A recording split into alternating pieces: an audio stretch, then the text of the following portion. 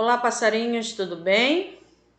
Professora Loruama, professora de Geografia e de História. Hoje nós teremos aula de História, tá bom?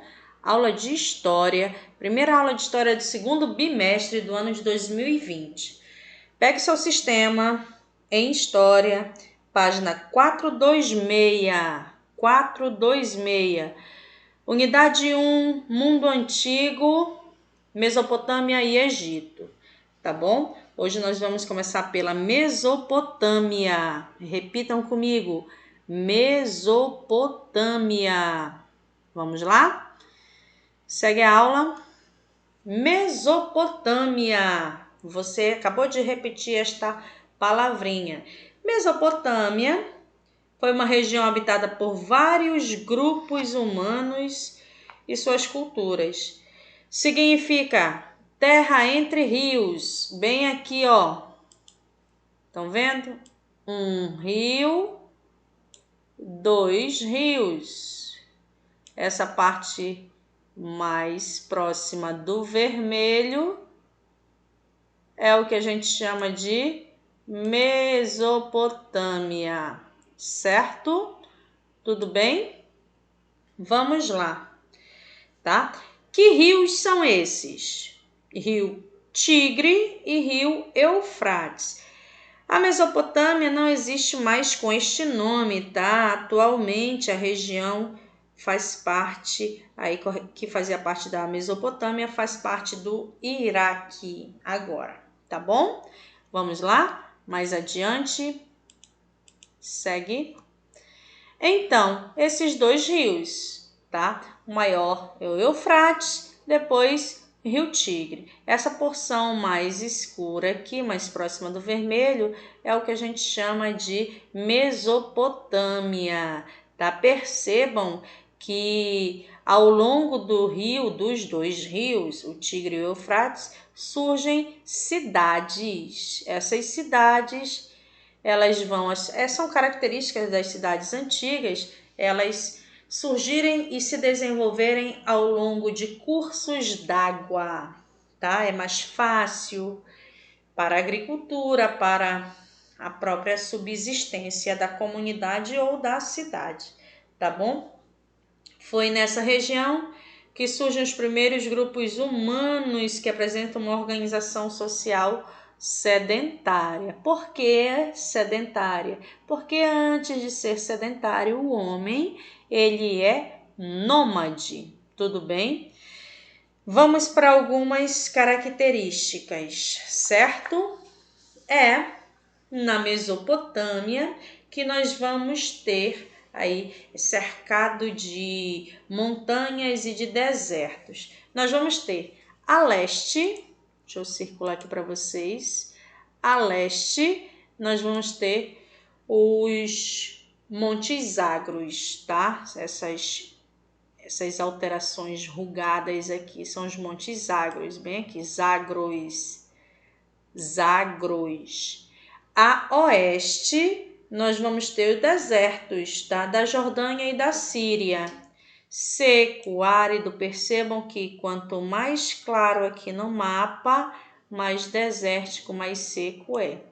Ao sul, bem aqui ao sul, nós vamos ter aí também a presença de deserto, só que é o deserto da Arábia, tá bom? E ao norte, aqui em cima, bem mais acima, vai ter a presença também de cadeias montanhosas. Só que não vai ser de Zagros, vai ser cadeias das montanhas de Anatólia e da Armênia. Tá bom? Vamos lá? Seguir. Mais adiante, nós vamos ter aí também, por conta da presença do rio Tigre e do rio Eufrates, vai haver uma mudança, tá? Mudança do homem, o homem deixa de ser nômade e passa a ser sedentário. Essa mudança da caça para a agricultura não foi repentina. É lento ao longo do tempo, dos anos, durante os quais os povos foram se tornando independentes dos recursos que conseguiram diretamente. Eles se alimentavam basicamente da caça de animais selvagens e da agricultura que eles tiveram que adaptar, irrigar aí, puxar, né, uma água para as laterais para poder continuar a agricultura. Essa região que era irrigada, que tinha agricultura, ela era chamada, conhecida na verdade como crescente fértil, tá? É uma figura de meia lua, né? Bem aqui, ó. Essa parte mais tracejada, meia lua, que começa, vai desde a Mesopotâmia, terra entre rios, e vai até o Egito, que tem o rio Nilo aqui, tá? Sempre ao redor de grandes rios, tudo bem? Aí desenvolveram grandes civilizações. Vamos lá. As primeiras comunidades existentes na Mesopotâmia, elas tinham hábitos pré-históricos, tá bom? Presença humana no território da Mesopotâmia remonta à pré-história, quando alguns grupos que ocupavam o norte já iniciaram o que a gente chama de cultivo de plantas sem irrigação. Eles utilizavam somente a prática da agricultura aproveitando a água das chuvas. Depois, bem depois, eles foram se organizando em grupos maiores e desenvolveram, aqui ó, as duas imagens aqui de cima, a prática da agricultura. E com o passar do tempo, eles foram desenvolvendo atividades como o comércio, tá? Mas inicialmente a agricultura. Então, os mesopotâmicos, eles eram excelentes agricultores e se tornaram excelentes comerciantes. Tudo bem?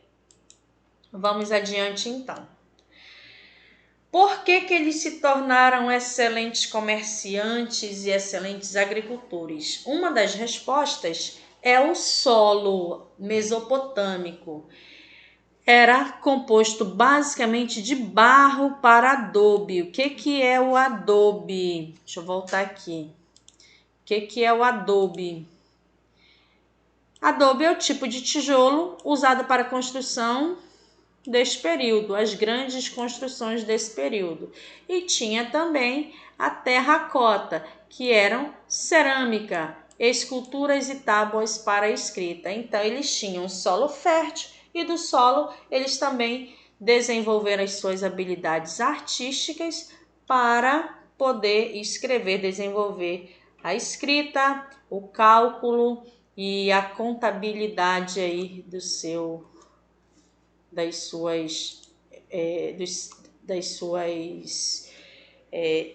investimentos, vamos chamar assim. Então, os mesopotâmicos, eles começam o que a gente chama de escrita. Eles escrevem em pedaços de barro, né, chamados tabletes, tabletes de barro, tá? Eles faziam as suas anotações em cerâmica, em barro.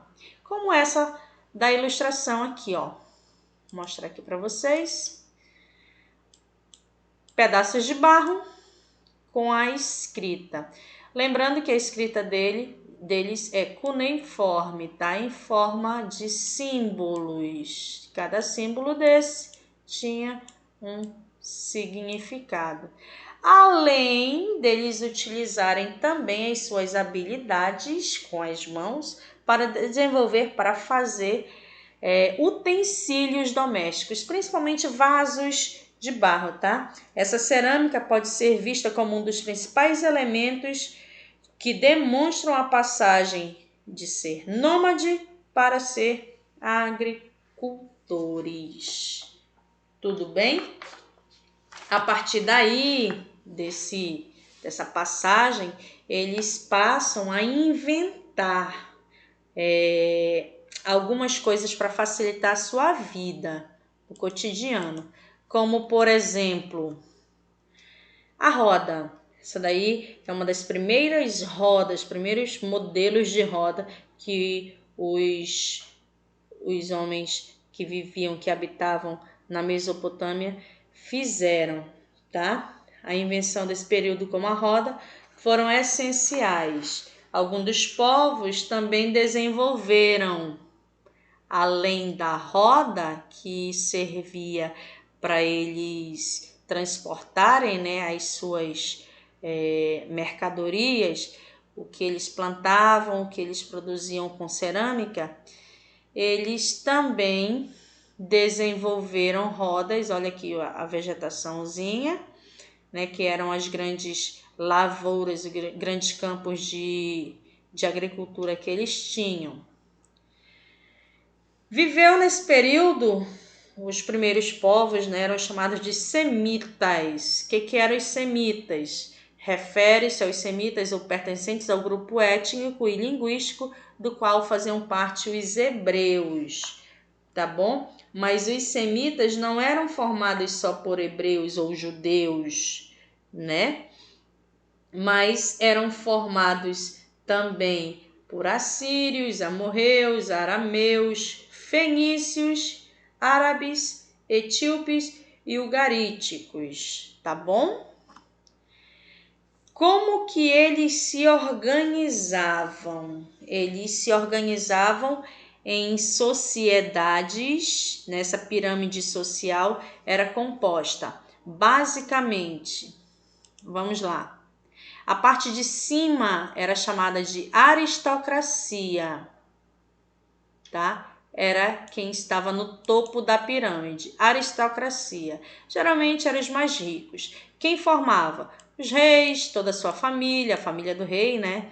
Os nobres, que eram pessoas ricas, os sacerdotes, que eram os líderes religiosos, e os líderes, os chefes militares.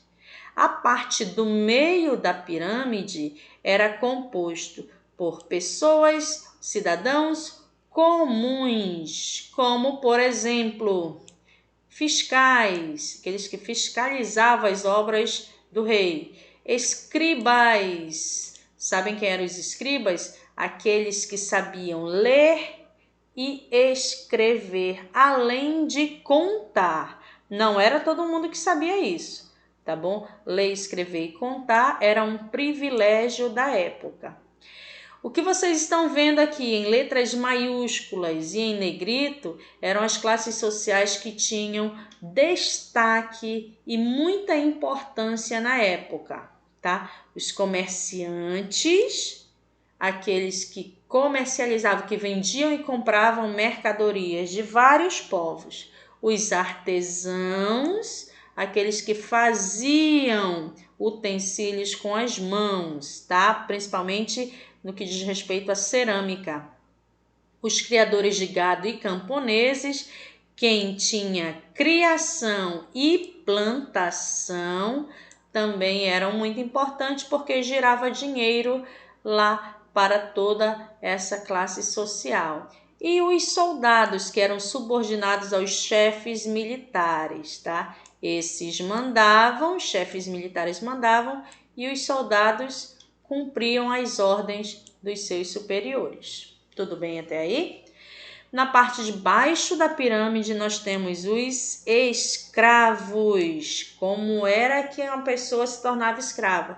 Geralmente eram prisioneiros de guerra. Aqueles que perdiam a guerra, eles não costumavam matar, eles costumavam preservar a vida para virarem escravos. Era mais lucrativo para os mesopotâmicos, tá? Ou aquelas pessoas livres que haviam perdido a liberdade, geralmente quando cometia algum delito, tá? Quando desrespeitavam as leis, por exemplo. Ou por não pagar as suas dívidas, eles também se tornavam escravos. Tá bom até aí?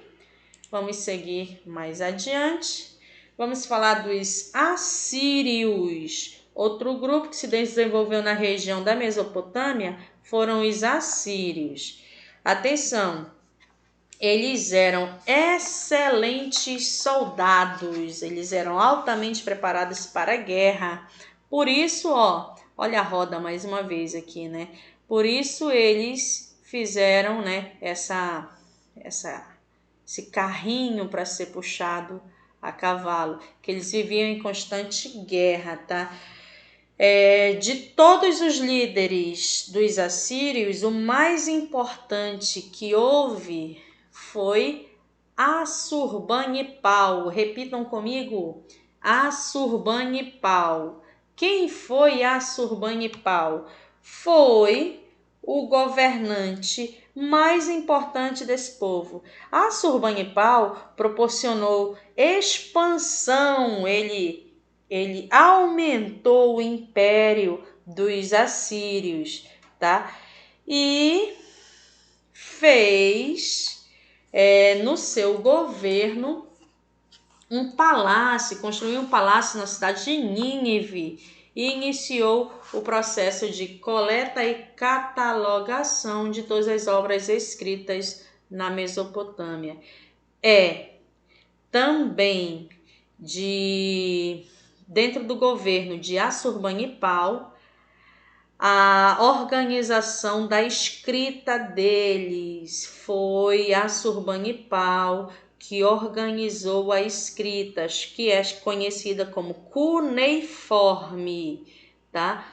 Que era isso daí? Eram feitos textos em tabletes de barro e eram armazenados, como hoje a gente faz com os nossos livros. A gente tem livros, a gente guarda, a gente armazena. Então, Assurbanipal, ele organizou as listas, os diagnósticos médicos, os registros de mitos, listas de produtos, valores e preços que eles cobravam dos impostos, tudo era escrito em tabletes de barro, tá bom? Vamos lá?